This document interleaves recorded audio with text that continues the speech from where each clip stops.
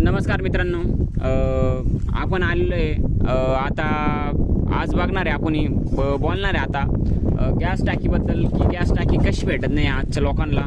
तर आपल्यासोबत आहे सर्वेश कारले. तर सर्वेश कारलेंना आपण विचारायचा प्रयत्न करू की गॅसची टाकीबद्दल काय राय आहे तुमची आणि गॅसची टाकी का मिळत नाही आहे आणि काय अडचण होती गॅसच्या टाकीबद्दल आणि पेट्रोल वगैरे काय मागणे झालेले आहे, का भेटत नाही कुठं कुठं.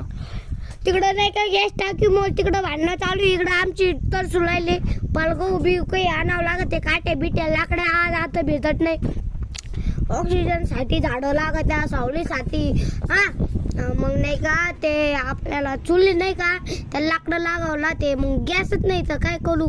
मग नाही का मग उन्हात जेवण बिवण करावं लागत, उन्हात ते गॅस चुली पेटावं लागते. हा मग नाही का चालत अरे थोडंच बोलत राहतं.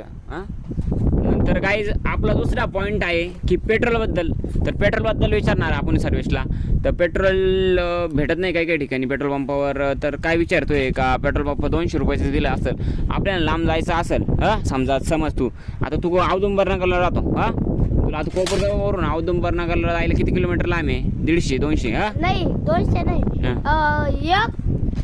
120 किलोमीटर आहे. हा तर 120 किलोमीटर लांब आहे. तर 120 किलोमीटर लांब जायला तुमची गाडी किती ॲव्हरेज देते? 50-60चं. आणि ऐक 50-60चं नाही देते, एवढं नाही देते, 30-40 ॲव्हरेज देते गाईस यांची गाडी. आणि TVS ॲक्टिव्ह आहे. आणि आपल्याला 200च पेट्रोल देत आहे का पेट्रोल माग आणि आपल्याला लांब जायचं आहे आणि आपल्याला अचानक जर कुठं गाडी बंद पडली तर त्याच्यावर काय राय आहे तुम्ही बोल. त्यांना सांगा पेट्रोल बिट्रोल वाढा, नक्कीच वाढून ठेवा. आमचा व्हिडिओ पहा, नक्कीच कमेंट करा. आणि जो पेट्रोलचा भाव आहे ना गाईज तो तेवढाच आहे, पण जिथं गर्दी जास्त झाली आहे त्याच्यामुळे लोकांनी पॅनिक केलेलं आहे. आणि त्याच्यामुळे आहे ना आपल्याला काही काही ठिकाणी आता पेट्रोल भेटत नाही आहे. म्हणजे आता मी नगरला गेलो तिथं काही ठिकाणी जिओचे भारतचे होते, गर्दीमुळे लोकांना पेट्रोलच घेता येत नाही. मग पेट्रोल संपत ते काय म्हणत्या बॉटलीमध्ये घेऊ नका, पोट बीट होईल, त्याच्यामुळे दुसऱ्यांचे वांदे होऊन जात्या. मग त्यांना पै तर गोष्ट परवाची आहे की मी काका आणि माझी बहीण गेलो होतो पेट्रोल घ्यायला, म्हणजे माझे वडील. तर माझ्या काकाच्या गाडीतलं पेट्रोल संपलं होतं. तर काही ठिकाणी पेट्रोल पंप असे ते पेट्रोल बॉटलीत देत नाही. समजा जर आपली गाडी 10 किलोमीटर लांबवर मागून थांबलेलो आहे, आपल्याला जर पेट्रोल भेटलं नाही बॉटलीत तर आपण काय करायचं? याचा प्रश्नाचं उत्तर कोणाकडे राहील? सरकार काय करतं याच्या मागं? पेट्रोलचा काय भयंकर प्रभाव पडतोय. खूप गर्दी होती काही काही ठिकाणी, पेट्रोल पंपावर पेट्रोल सुद्धा शिल्लक राहत नाही. ज्यांना पेट्रोलची खराब गरज आहे त्यांना पेट्रोल भेटत नाही. याच्या पप्पाच्या ओळखीचे पेट्रोल वाले, त्याच्यामुळे त्यांनी बॉटलीत देऊन टाकलं होतं, पण लोकांना देत नाही असे. तर पेट्रोल पंप हा विषय खतरनाक आहे आणि गॅसची टाकी त्याच्याहून खतरनाक विषय. म्हणजे आपण गॅसची टाकी 45 दिवसावर करत आहे, शहरा भागात 25 दिवसावर केली आहे तुम्ही. आणि जे हॉटेल वगैरे आहे त्याच्यात खूप इजाफा होत चाललेला आहे. म्हणजे आता हॉटेल आणि रेस्टॉरंट वगैरेमध्ये ना तुम्ही गॅसच्या टाक्यांचं कमी वापर केलेला आहे. आता ते गॅसची टाकी 2000च्या दरम्यान जाती आणि त्यांना आता 25 दिवसावर केलेलं आहे.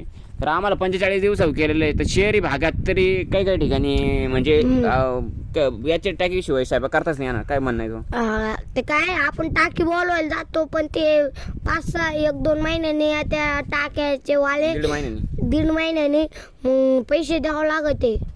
आणि जी टाकी येते आपली व्हिडिओ नीट येतो ना, नीट धरणं तुम्ही आता नाही. जी टाकी येते आपली आणि ती टाकी पण यायला खूप गर्दी लागते. HP गॅस जर असेल तुमच्याकडं तर HP गॅसची टाकी येताना ना एकदम म्हणजे आपल्याला माझ्या कॉलेजसमोरच HP गॅसची टाकी. ती गॅसची टाकी यायला म्हणजे सकाळी 6 वाजता लाईनीत लागावं लागेल तुम्हाला. आत्ता बी ती परिस्थिती आहे, पहिल्याची बी परिस्थिती. जी परिस्थिती घडत चाललेली आहे, युद्ध दुसऱ्या देशांमध्ये चालू आहे ना, आपल्या देशांमध्ये आपल्या जनतेला त्रास होतोय. काय म्हणशील त्रास झाल्याबद्दल जनतेला? आपण काय नाही करता, युद्ध दुसऱ्या देशात चालू आहे. युद्ध चालूच न करू, बंद काला तेव्हा आम्ही मला तेव्हा चालू काला. तर व्यक्ती छोटा आहे पण विचार मोठे. असे व्यक्ती आपल्याला पुढं वाढवायचे. कारण की ना आत्ताच्या जमान्यात म्हणजे आणि एक गोष्ट महत्त्वाची म्हणजे माझ्या लक्षात आली की मोदींनी सांगितलेलं आहे की तेलाचा वापर कमी करा, सोनं कमी खरेदी करा, दुसऱ्या देशात हिंडू वगैरे नका आणि सोन्याच्या बद्दल मी वर्क फ्रॉम होम करा, घरच्या घरी बसून काम करा. तर सांग त्याच्याबद्दल. सोन्याच्या बद्दल म्हणतो मोदी म्हणेल आता थोडं 2-4 हप्त्याला विकून टाका सगळं सोनं, मग नंतर लई स्वस्त होणार सोनं. असं बाबा हे सोनं 8,000चं आहे, आज ते 5-6 हजारला होईल लांबचं. आणि एक लांब 10,000 10 का 12 का 8,000ला आहे, ते 8,000ला होईल. आणि ते 2 लांब आहे ते 20-40 हजार 25 हजाराला येईल, ते 20,000ला 20 का 8,000ला होईल. असे भाव कमी कमी होत जाईल. युद्ध दुसऱ्या देशात जरी चालू असलं तरी आपल्या देशात आपल्याला त्रास व्हायला नको, याचं मला म्हणणं आहे. आणि म्हणजे आपण आपल्या देशात हे गडबड होता कामा नये, असं बी व्हायला पाहिजे. जर आपल्या देशात थोडाफार हे केलेलं पाहिजे, काय काय गोष्टी थोडं ना. सोन्याच्या बाळ्यात बोलतो मी अजून नाही का, सोनं जपून ठेवा आणि ते अजून घ्या. स्वस्त झाल्यावर मग आम्ही मोठं बिट झालं का मग जास्त सोनं विकून लई. तर काही काही देशांमध्ये सर्वेश काही काही देशांमध्ये असं केलेलं आहे की मुलांना सुट्ट्या दिलेल्या आहे आणि घरून आहे ना ऑनलाईन पद्धतीने त्यांचा अभ्यास घेतला जातोय. तुला काय वाटतं याच्यावर? आता जर आपले मुलं आहे शाळेत जायला त्यांना बस वगैरे लागत आहे आणि गाड्या बिड्या लागत, त्यांना पेट्रोल जास्त लागतं आणि युद्ध चालू आहे त्याच्यामुळे आपल्याकडे पेट्रोलची खपत बी कमी म्हणजे पेट्रोलचा साठा असू शकतो जास्त, पण खपू जास्त राहील पेट्रोल. तर त्याच्याबद्दल काय म्हणशील? शाळा बिळ्या सुट्ट्या भेटल्या पाहिजे का नाही? काय वाटतं? सालाला सुट्टी भेटायला पाहिजे. असं 1-2 महिने ऑनलाईन मध्ये अभ्यास करा, नाजूक नाही का त्यांना बी पैसे भेटायला पाहिजे. तर 2-4-5-6 महिने उघडं पाहिजे साला. तर छोट्या माणसाचे मोठे विचार आपण बघितलेले. तर याच्याबद्दल आहे ना माय असे विचार आहे की तुम्ही मुलांना जेवढं होऊ शकतं लहान मुलांना तेवढं आहे ना चांगल्या पद्धतीने हे करा. तर ट्रान्सपोर्टेशनसाठी जर पेट्रोलची कमतरता वाटत असेल तर नक्कीच मुलांची शाळेवर थोडा हे करा, ऑनलाईन पद्धतीने चालू केलं तर थोडं चांगलं वाटेल. आणि पण त्यांच्या याच्यावर थोडं हे पडेल. त्याच्यामुळं मोदीने सध्या तर नाही चालू केलं, लॉकडाऊन सारखी परिस्थिती निर्माण होऊ नाही शकत, कारण की थोडं पेट्रोलचा भरपूर साठा राहतो आपल्याकडं. 60 दिवसाचा तरी साठा राहतो आपल्याकडं 2 महिन्याचा, आणि पेट्रोल एक्स्ट्रा असतं. पण आता इथेनॉलचा वापर केला जास्त आहे 20% पेट्रोलमध्ये. तू काय म्हणशील, पेट्रोलमध्ये जर इथेनॉल टाकलं तर काय होतं विषय? गाडी एवढंच नाही देत, एवढेच नाही देत, अजून नाही का पुढं जात नाही मागं जात नाही, त्याला ढकलून न्यावं लागतं. आता आपण त्याला 24 साल करू, त्याला आहे का लय माग झालेलं आहे. लोक माग तेव्हा ते काय म्हणतात भांडण चालू होतं युद्ध. युद्ध चालूच अजून पण. तेव्हा नाही का लोक नाही का कॅन भरून 2-4-5-6 कॅन भरून न्यायचे. मग तसंच नेत जा आणि लोकांना पैसे देत जा. आणि एवढे मोदीला माहिती एवढे सांगणे आहे का पेट्रोलवर जास्त हे नका टाकू तुम्ही, तुम्हाला जेवढं होईल तेवढं करा. म्हणजे जर आता पॅनिक होतायचे म्हणा, काय करू शकता. आता काही काही ठिकाणी देशांवर हमला बिमला होतोय, तर सतर्क राहा पब्लिक वाल्यांनो.